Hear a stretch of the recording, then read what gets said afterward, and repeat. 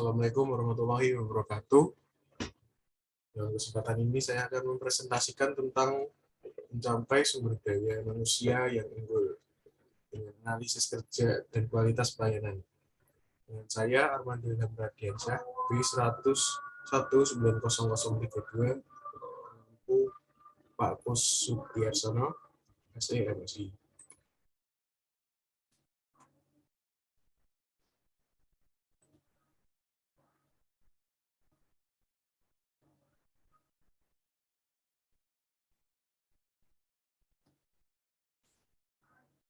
Lalu untuk latar belakang sendiri, dari ini saya akan membuat penelitian di lingkungan Universitas di Surakarta karena membutuhkan tenaga administrasi yang memiliki kualitas unggul agar mampu membawa lembaga memasuki jajaran universitas kelas dunia. Oleh karena itu, tujuan dari penelitian nantinya adalah untuk mengetahui pengaruh kemampuan individu, kepuasan kerja, dan komitmen organisasional terhadap kinerja dan kualitas pelayanan agar mampu memberikan pelayanan prima baik kepada sivitas akademika maupun kepada masyarakat. Lalu yang kedua, aspek individu yang dapat meningkatkan kualitas SDM dan berdampak pada kinerja adalah kemampuan individu, kepuasan kerja, dan komitmen organisasional. Menurut Robin 2008, kemampuan merupakan aktivitas individu untuk melakukan berbagai tugas dalam pekerjaan tertentu. Robin 2008 juga menyatakan bahwa performance sama dengan ability kali motivation. Dari rumusan tersebut dapat diketahui bahwa kinerja ditentukan oleh kemampuan dan motivasi. Dari perumusan masalahnya, dalam penelitian ini yang menjadi perhatian dan acuan analisis adalah bagaimana pengaruh kemampuan individu terhadap kinerja. Yang kedua, apakah kepuasan kinerja berpengaruh terhadap kepuasan pelayanan. Yang ketiga, apakah komitmen organisasi terhadap kinerja terdapat pada kinerja. Lalu yang keempat, apa hubungan kinerja terhadap kualitas pelayanan.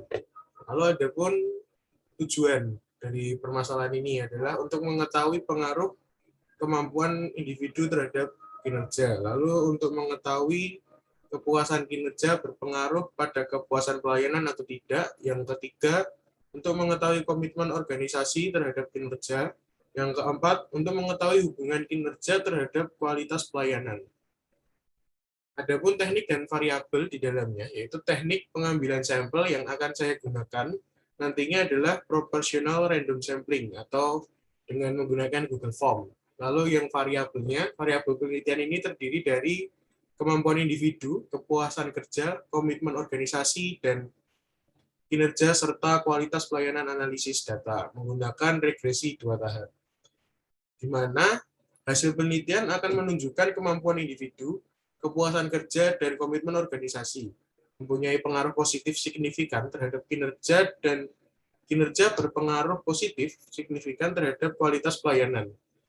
Jika penelitian ini berhasil, berarti dapat disimpulkan semakin meningkatnya kinerja, maka semakin meningkat juga kualitas pelayanan tersebut. Lalu yang ketiga, hasil penelitian nantinya diharapkan dapat menjadi masukan bagi pimpinan dalam meningkatkan kinerja dan kualitas pelayanannya.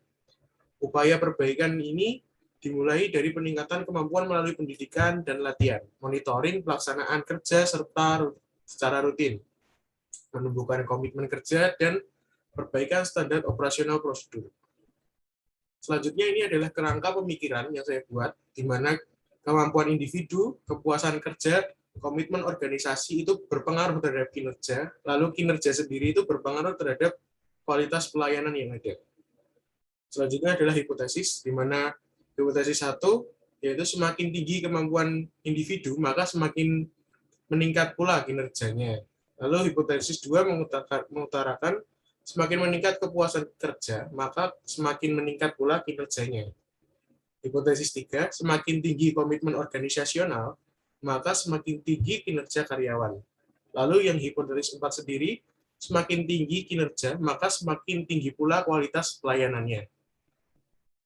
Lalu di sini ada metode penelitian. Dalam pengambilan sampel nantinya, akan menggunakan teknik pengambilan sampel menggunakan proportional random sampling karena populasi terdiri dari tingkatan atau golongan, pangkat, dan sedangkan jenis data yang diperlukan untuk menunjang penelitian ini adalah data primer.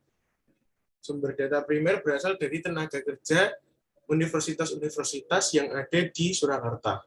Lalu ada teknik dalam pengumpulan data, nantinya akan menggunakan kuesioner online atau Google Form agar mempermudah pengambilan data dari pihak terkait. Variabel penelitian terdiri dari kemampuan individu dengan indikator-indikatornya, pengetahuan, dan keterampilan. Lalu kepuasan kerja dengan indikator pekerjaan itu sendiri, hubungan kerja, kemajuan kerja, pengakuan prestasi, dan selanjutnya komitmen organisasi dengan indikator, komitmen afektif, komitmen kontinuan, komitmen normatif. Kinerja penerimaan hipotesis dapat digambarkan dengan skema berikut. Jika probabilitas P lebih besar 0,05, maka hipotesis 0 atau HO diterima. Jika probabilitas P kurang dari 0,05, maka hipotesis 0 atau HO ditolak. Itu menurut Ferdinand tahun 2008. Berikut presentasi yang saya utarakan. Terima kasih. Assalamualaikum warahmatullahi wabarakatuh.